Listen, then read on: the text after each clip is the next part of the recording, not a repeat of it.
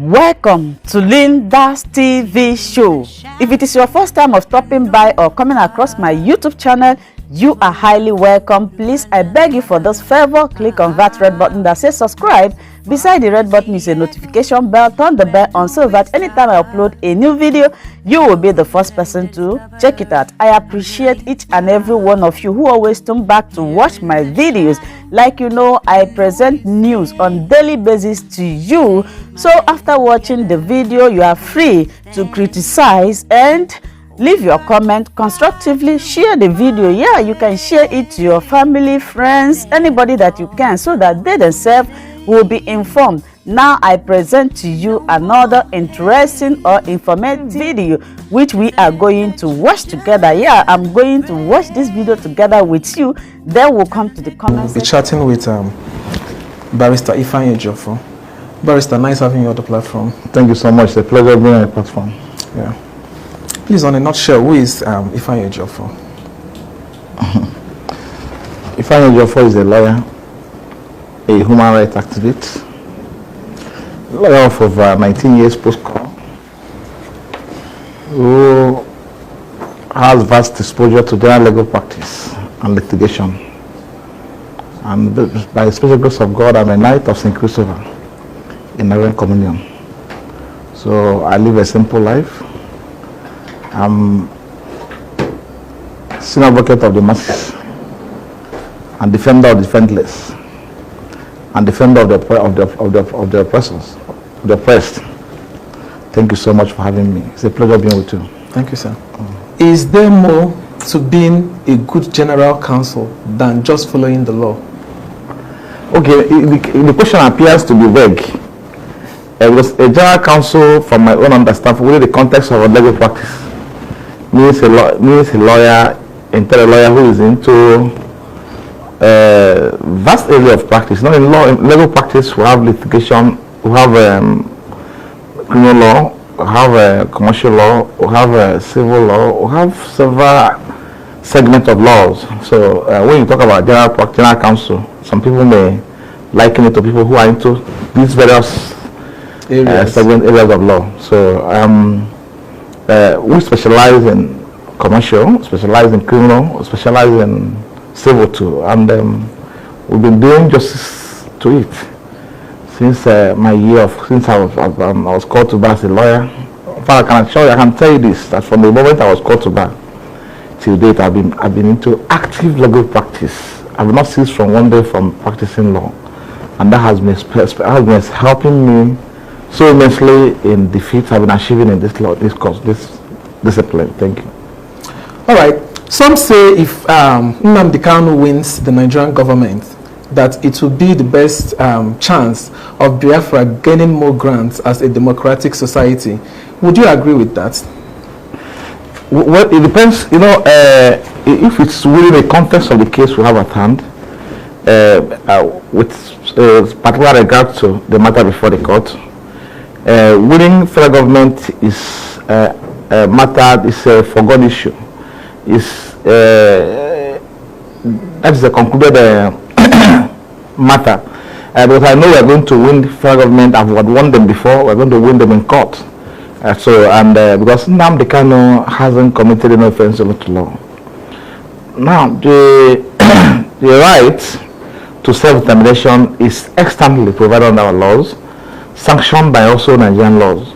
So, and in the sense of this rights, one may not be deemed to have committed an offense under law. So, by arresting him, and I don't think he hasn't done anything wrong by accepting for his right and right of his people. So, because it's a right provided and also covered, protected by a law, by guarantee under our law. Now, what is important at this point in time is to consider the actions the federal government is taking against those who are saying that, look, we want our own sovereignty, our states, and they are doing this within the confines of law. How they are being, of course, it's the facts abound about how they were being slaughtered, how they were being killed by security agents, unprovoked, right from 2016, when Nnamdi Kanu was initially arrested and detained unlawfully by the federal government. So a lot of white people were murdered in cold blood. it's a matter of common knowledge. Well, this matter is also before the International Criminal Court as I speak to you. So, so this recent abduction of Nnamdi Kanu in Kenya and the extraordinary rendition to Nigeria, which is now being challenged, the court appeal as I speak to you. So, in fact, as a matter of fact, judgment has been resolved. It's a matter I know by His grace of God we are going to win, and he will regain his freedom soon. So, the point is that the pertinent question at this point in time is to determine whether this right, exercisable by the members of IPOB, is provided under the law of the country. And the answer to that question is simple: yes. So, and they cannot shut them out. It cannot intimidate them to deny them that right. It can't happen. So, and they have been at all time material aside this right within the confines of law. And so this is extant and is clear. So winning government in court is a matter of it's a concluded issue. I know we're going to win them because I've been into this case since 2015. I've been into IPOB case 2015, and it's on record. I can assure you, it's on record. I've done over 1,000 cases, in fact, affecting IPOB members against the federal government, and in all these cases, I've won all of them, with no exception. So government has not won any of the cases. So, and I'm going to win them again. We're going to win them again. Thank you so much. So what's your relationship with Nnamdi Kanu? Nnamdi Kanu is my client. So, I'm also leader of IPOB. Of course, you know, I act in dual capacity in managing IPOB cases. I am a lawyer, personal lawyer to Nnamdi Kanu in one breed. In second breed, I'm a lawyer to IPOB as an organization. So that will tell you that is special to me. So thank you. So what is it like to be a lawyer to IPOB? Well, I don't think there's anything difficult about it. What I can assure you, and I've been telling people, is that when you are in this kind of situation, when you find yourself in this kind of case, it's only you, it's up for you to know, identify what you want and how to go about it.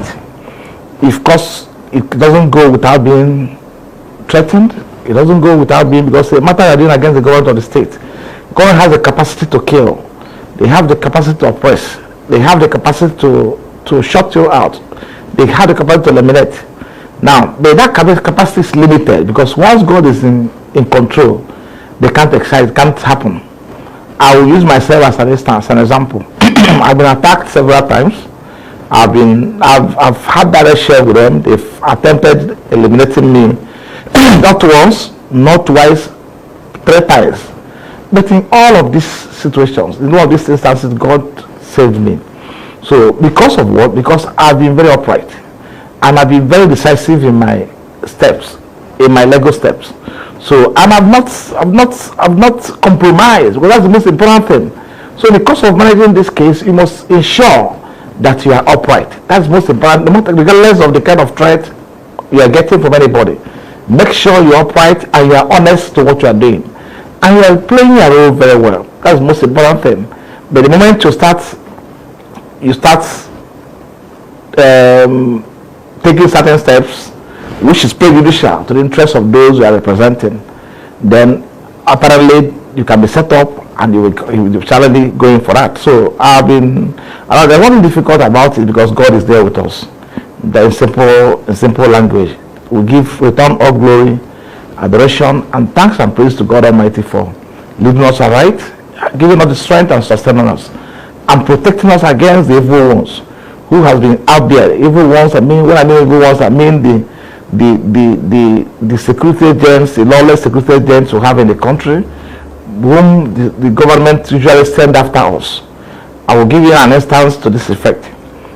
June 6, 2021, my house in the village was invaded by Nigerian security agents, made up of the SSS, the police, the military, and other security formations. And my PA was right in my house, murdered in a cold blood. Then dumped inside my car, one of my cars, taken somewhere and burnt alive. God being so kind, I was in the house. But God protected me all through. As I speak to you today, none of the Nigerian security agents, none them, military, police, SSS, civil defense, call them, have never accepted or admitted being part of the operation. And when I filed action against them in court, they filed the counter. They filed a response to those to my suit in Federal High Court, denying ever coming to my house. But God being so kind, I captured them in my camera with my camera, CCTV footage. Captured all of them, captured their activities, captured their uniforms, possibly in some cases captured their identities. So, and this we are played in court. I've shown it to you. It should be in the public domain now. It's played in court, and eventually I got judgment against them. So, as I speak to you, 3 of my staff was also abducted during that operation, that bloody onslaught in my home. Then 2 of my staff were abducted by them, and eventually we got an information that we were being detained at the SSS headquarters. I wrote to the SSS demanding for release of them before the judgment was delivered last 2 months, and they never responded. So this will tell you the kind of sacrifice you pay in the cause of defending your people. If I'm not doing IPOB case, I may not be exposed to that kind of situation. But that will not deter me, because I know I'm doing it. I'm on a path. I'm prosecuting a just cause. So it cannot deter me. And I know and I believe God that my words, my stewards who were arrested, who were abducted during that operation, will be freed. So this is, I'm just giving you kind of an insight as to what we are passing through in the course of managing this case. But once God is with you, I can assure you that nothing will happen to you, and God is with us. Thank you. Okay, being the IPOB lawyer, do you believe in their ideology? I've answered that question before now. When I said about right to self-determination is extant, it's a right guaranteed under our law, and that right is a right even the Yorubas have can exercise. It's right even the Hausas can exercise. It's right even the Fulanis within the conference of the generation can exercise. So, and what I'm saying is simple. We're no longer comfortable being in this contraption. We want our own state. So now, if government has taken them serious, they have a way of approaching their demands. Engage them to discuss with them. Let me know, understand, this is my children. I said, you're no longer my father. You have the right to say, I'm no longer your father, to disown you. I have the right to disown my father if he was alive, if he's still alive. My father has the right to disown me as his father. It's a right. But this is a constitutional guaranteed right for someone to exercise. It's a right, it's right sanctioned by our laws. Now, when they are saying that we want our own nation, we want to go back to want our own Biafra, government should have ordinarily listened to their demands and know the possibility of probably meeting those demands. And also dialoguing with them instead of going after them. Because the moment they started this agitation, they started killing them. Of course, what happened in High School on May 2016, it's a matter of common knowledge. Over 28 persons were killed. Nnamdi Kanu's house was invaded on 14th of September 2017. 28 unarmed and innocent citizens were slaughtered by the Nigerian government. These are people who were not armed in any manner. Then it's the history of atrocities and genocidal massacre of some members of IPOB by the Nigerian state is there. Is the public domain. So, and that cannot support that ideology at all, because it's ideology which is divine. We want the state to just have many ways of approaching them. Probably look into their demands, and by further determining Nnamdi Kanu has committed no offense to law, they are fueling, strengthening the agitation to continue, because they cannot stop the agitation. It's an ideology that cannot be killed by anybody. Even the federal government cannot kill it. Thank you. All right, in the past few months, there have been lots of unrest in the southeast, Imo State to be precise, where houses are being burned, and there are a lot of accusation that IPOB are the ones responsible for all this. While in the other end, they are saying they are actually attacked from the unknown gunmen. We want to know what measures have IPOB taken to distinguish themselves. Like, I will tell people that they are not the one responsible for all these dangerous attacks. Thank you so much. Let me, you see, this question is a very important question, and I want you to pay attention to my response. Shortly after the abduction and the rendition of Nnamdi, my client Nnamdi Kanu to Nigeria. There are protests kind of and civil unrest in the southeast in reaction to the manner in which he was treated. He was tortured, he was beaten, he was subjected to all forms of inhuman and degrading treatment at the point of arrest, abduction. So before he was forcibly rendered to Nigeria. So I don't want to go into that aspect of the case, but let me just clear you. Now, apparently, in a situation such as this, you see people who will take advantage of the porosity of the system to start fomenting trouble and also start committing crimes. Now, in the course of time, it was identified by my client, by Ipob. They were able to identify the fact that there are bad eggs. There are people who are using the advantage, who are taking advantage of Nnamdi Kanu's incarceration to be fomenting trouble, to be committing crime. And these are people who are not ASM members, and they are hiding under the cloak of Ipob. They are hiding under the protection of Ipob. Once you get there, they say no, the Ipob. And when they commit offense, they will say that they are Ipob members. They are not. Now, and they came out to issue statements. If you go to if you visit my social media handle, you see several statements I've issued to that effect on behalf of Nnamdi Kanu. After discussing with him, he give you directive to issue statements. And Ipob also followed it up. So Ipob at some point also volunteered to be part of the people that to participate in apprehending and also going after this criminal. In their various publications, it's there, you can find it. Go to their website, you see it. Now, but you see, one thing about security, I used to tell people, is that when situations such as that happen, there is need for you to also get people who are even at the bottom involved. When I mean people at the bottom, put volunteers at the local level involved, traditional rulers, everybody involved. They integrate them into the system. Because you see, it's only about someone who live in a particular setting that can be able to identify someone who is a criminal, or someone who is involved, who is fomenting trouble, or someone who is engaging in criminalities within that locality. But Imo State is an exceptional case in the sense that the governor of Imo State is also assisting in creating unstable unrest and also creating problem in the state. I issued a statement a few days ago about what happened in Imo State. This is a place where you see security men. You see people they call security outfit created by the Imo State government. A bago outfit, security outfit. You see them along with the soldiers and also sometimes SSS and the police. They will be killing people without profiling them. Once they see you on the street, they'll kill. Look at what is happening in Osukitokwa, in Osumogu, in Olo Axis, our Manko. They've killed over 500 persons there. I'm handling the case today.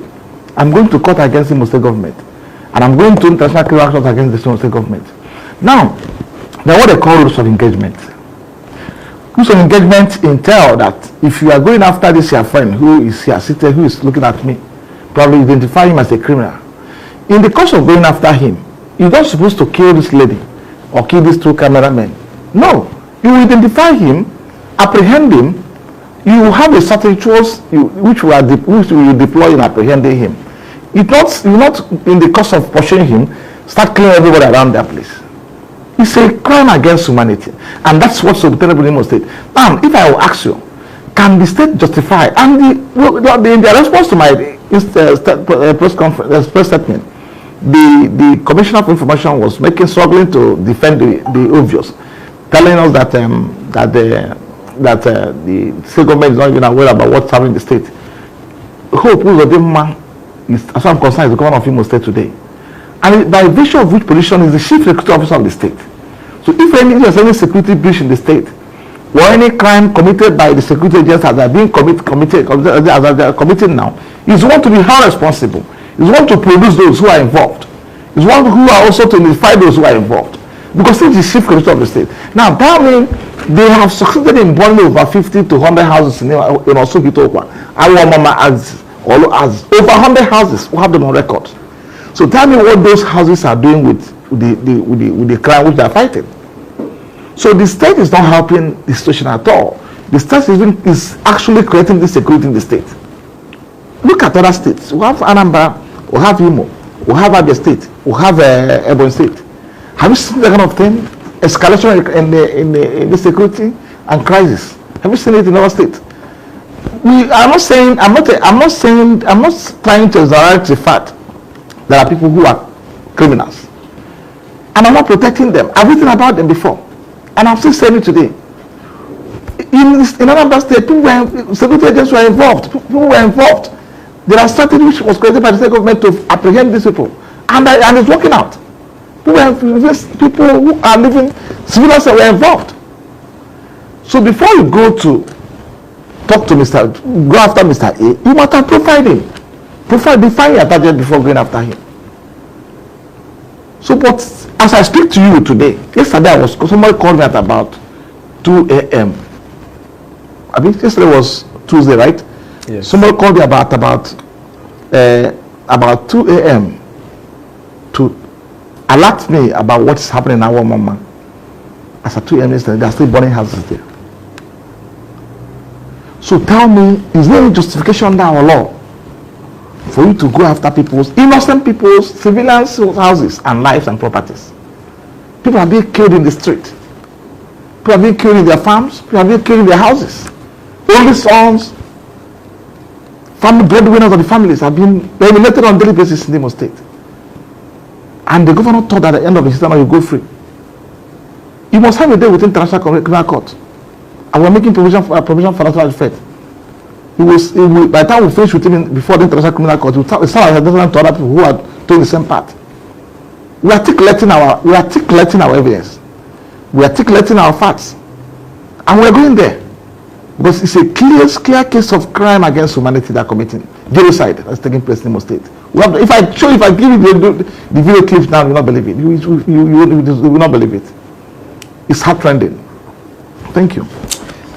Thank you, Barrister Ifeanyi. Lastly, do you think the Nigerian judiciary is under any siege? Well, the point is, I don't understand what you mean by siege. The point is that the system is corrupt, profoundly corrupt in all aspects of the governance. Including the government, the judiciary is corrupt. I won't exonerate them. We still have good ones among them, not all of them. The executive, same thing. The legislature, look at what's happening in the National Assembly. So, and the worst part is that the executives, even the fair one, the few of them that are courageous to deliver justice without fear and favor, some are being intimidated and oppressed. Only this one I read over the paper, over the online, that the presiding judge of Court of Appeal, Kaduna or Kanu, his house was invaded yesterday night by EFCC. Presiding judge of Court of Appeal was invaded by the executives. Obviously, I don't know what they're after. Right? So the point is that I can borrow your language, I can say that, and also I agree with you that judicial is under siege. I can borrow because what happened in Nnamdi Kanu's case before we went on appeal. We have series of applications with respect to his lordship. Applications will file before the court. Like in 2019, we filed an application to review an order vacating his order revoking his bail when shortly after his invasion of his premises and his appearance in Israel. He deposed an affidavit of fact stating what happened in his house, how he narrowly escaped by May out of providence. And we filed this fact before the court to inform the court that look at what led to this guy's disappearance. And 28 persons were killed. It's a matter of common knowledge. Even the military admitted they invaded his premises. They admitted it in their various publications and also press statements. So, and we are still looking for evidence to try to demonstrate or show you, to convince you that this actually took place. At the end of the day, that application was treated with levity. So I don't want to go into the merit or otherwise of what's happening in the court, but I know that a lot of things are going wrong. The system is rotten. I can assure you of that. And the judges have been intimidated, intimidated. They are working under fear. What happened before Justice Ijomo Jukun, before my Lord Justice Ijomo Jukun for High Court here? I believe you are familiar with it. When Sowore was brought to court.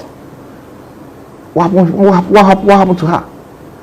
DSS jumped inside the court in an attempt to scare the judge. You were there. And the judge had to really stop sitting. They jump inside the court too. I don't know where they go because the court made an order. The system that order must be obeyed. And in an attempt to probably to freeze so them, and the security of personnel ran into the court. That hasn't happened before in the history of judiciary. It hasn't happened. We have not seen it in the history of the practice of law, my practice of law. But a lot are going wrong. So the point that usually is actually it can be correctly to say to be under siege.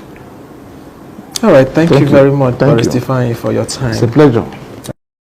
Thank you so much, my wonderful viewers, for watching this video together with me from the beginning to the end. Like I said before, if you like what you see here, if you like what I do in this platform, as you have finished watching this video, please hit that red button that says subscribe and put on your notification bell to all notification. In that way, you'll be able to know when I upload a new video. Share my videos, leave your comments in the comment section constructively. Until I meet your way again in my next video, I still remain your Linda's TV show. Bye-bye.